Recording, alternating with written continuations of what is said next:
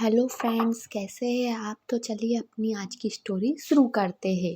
दादी और पोते की दिल छू लेने वाली कहानी। आज फिर सुमित्रा देवी ने संतान को लेकर अपनी बहू ज्योति को बहुत जलीकट्टी सुनाई। ज्योति उदास होकर अपने कमरे में चली गई और फिर थोड़ी देर बाद पहले की तरह सामान्य होकर घर के काम करने लगी। उसका विवाह 8 वर्ष पहले निशान से हुआ था। तब से लेकर संतान न होने का दुख लिए बैठी थी और इसी बात पर उसकी सास सुमित्रा देवी जलीकट्टी सुनाती रहती थी। ज्योति उनका मनोदशा अच्छी तरह समझती थी, पर वह भी क्या करती। उसकी भी तो माँ बनने की इच्छा अब तक अधूरी थी। एक दिन उसने निशान से कहा, क्यों ना हम लोग एक बच्चा गोद ले ले। आप माँ से बात करो ना। निशांत ने ज्योति की बात सही मानते हुए माँ से यह बात कही। वह एकदम भड़क गई और बोली, नहीं, कोई बच्चा गोद नहीं लेना, ना जाने किसका और कैसा खून हो। निशांत, माँ आप कैसी बातें कर रही हो। इसमें बच्चे का क्या दोष होता है। और जरा ज्योति के बारे में भी तो सोचिए कि उस पर क्या बीत रही है। लेकिन माँ नहीं मानी। निशांत ने ज्योति की परवाह करते हुए एक बेटा गोद लेने का निर्णय लिया।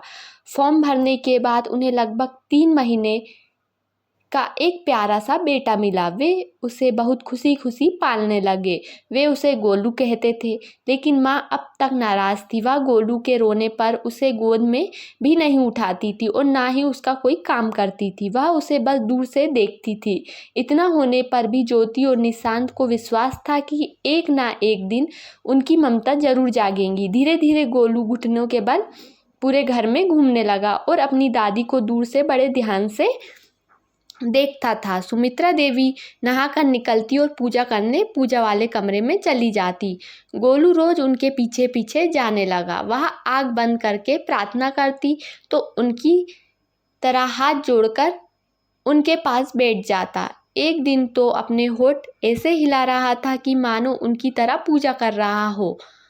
यह देखकर सुमित्रा जी को हंसी आ गई और उन्होंने उसके सिर पर बड़े प्यार से हाथ फेरा।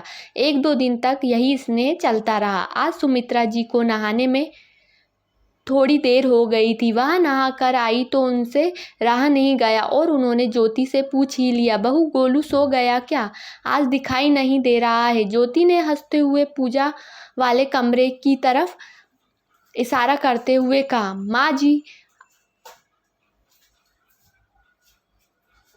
माँ जी आपका गोलू टाइम का बड़ा पक्का है। यह देखिए। सुमित्रा जी ने देखा।